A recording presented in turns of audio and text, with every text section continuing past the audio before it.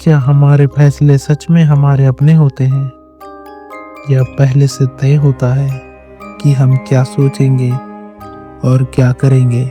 आज हम एक ऐसी फिलॉसफी की गहराइयों में कूदेंगे जो सदियों से चली आ रही है, फ्री विल एंड डिटर्मिनेशन।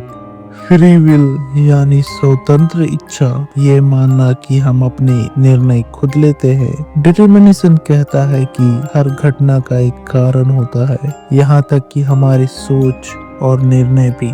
मान लीजिए आप एक कैफे में जाते हैं और दो ऑप्शंस है, चाय या कॉफी। आप कॉफी चुनते हैं। फ्री विल कहेगा आपने अपनी इच्छा से चुना है, एंड डिटर्मिनेशन कहेगा आपने बचपन के अनुभव और आज का मूड, आपकी आदतें, सबने पहले से तय कर दिया कि आप कॉफी ही चुनेंगे।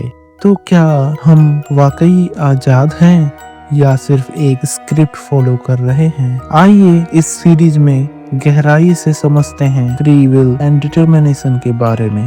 हर चीज का एक कारण होता है, लेकिन क्या इसका मतलब ये है कि हमारे जीवन में कुछ भी रैंडम नहीं है? डिटर्मिनेशन का विचार कहता है कि दुनिया में जो भी होता है वो पिछले कारणों की वजह से होता है। ये विज्ञान की दुनिया में भी दिखता है। न्यूटन के लॉज, केमिकल रिएक्शन, यहाँ तक कि ब्रेन के न्यूरॉन। एग्जाम्पल के एक लड़का चोर बन जाता है, क्या वो खुद जिम्मेदार है या उसकी गरीबी, समाज, स्कूल ना जाना, ये सब कारण उसे इस रास्ते पर ले गए? डिटर्मिनिज्म सुनने में डार्क लग सकता है, लेकिन इसमें कुछ सच्चाई भी है। आगे देखें कि फ्री विल क्या कहता है। फ्री विल कहता है कि क्या फैसले हमारे खुद के हैं? क्या सच में हम अपने डिसीजन खुद ही लेते हैं? फ्री विल कहता है कि इंसान सोच सकता है, विकल्प चुन सकता है, और यही हमें मशीन से अलग बनाता है। एग्जाम्पल के तौर पे एक लड़की MBA करने के बाद सोशल वर्क चुनती है, समाज और पैसा का दबाव होते हुए भी। ये उसका कॉन्शियस डिसीजन है। फ्री विल की मिसाल साइंटिफिक व्यू के अनुसार कुछ न्यूरोसाइंटिस्ट कहते हैं हमारा दिमाग डिसीजन पहले लेता है और हम बाद में जस्टिफाई करते हैं। पर क्या इससे फ्री विल खत्म हो जाता है? फ्री विल हमें जिम्मेदारी देता है, लेकिन डिटर्मिनिज्म हमें समझ देता है। क्या दोनों साथ हो सकते हैं? क्या फ्री विल और डिटर्मिनिज्म को एक साथ समझा जा सकता है?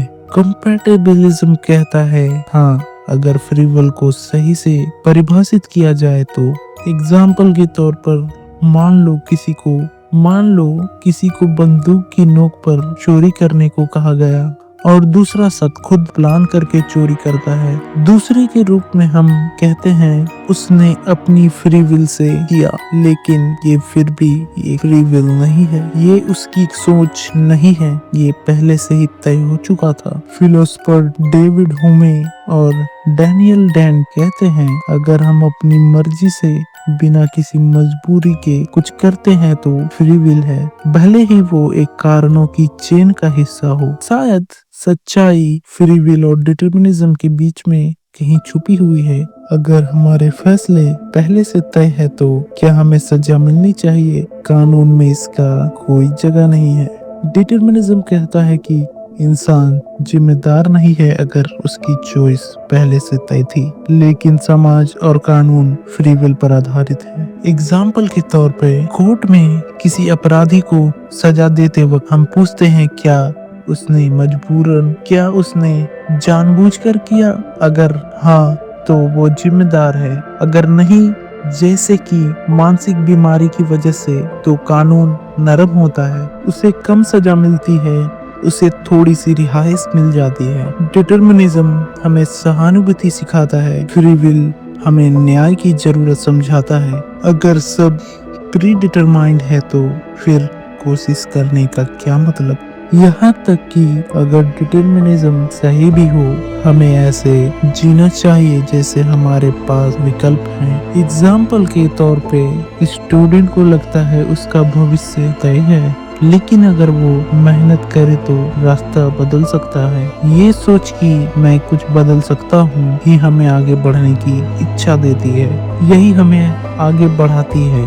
जैन पॉल जैसे एग्जिस्टेंशियल कहते हैं, इंसान को खुद को चुनना होता है और ना चुनना भी एक चुनाव है। हम कैसे सोचते हैं वही हमारे जीवन को आकार देता है। निष्कर्ष, क्या हमारे पास आजादी है? तो आखिर क्या हम आजाद हैं? फ्री विल और डिटर्मिनिज्म की बहस कभी खत्म नहीं हो सकती। शायद हम पूरी तरह से आजाद नहीं हैं, हम पूरी तरह से बंधे हुए भी नहीं हैं। हमारा जीवन एक नदी की तरह है, बहाव तय होता है लेकिन हम दिशा थोड़ी बहुत बदल सकते हैं। ये बहस हमें खुद को समझने, दूसरों को समझाने और एक बेहतर समाज बनाने में मदद करती है। सोचिए, अगली बार जब आप कोई चुनाव करें, वाकई आपका ही है? सोचिए, अगली बार जब आप कोई चुनाव करें, क्या वो वाकई आपका चुनाव है? Think on it.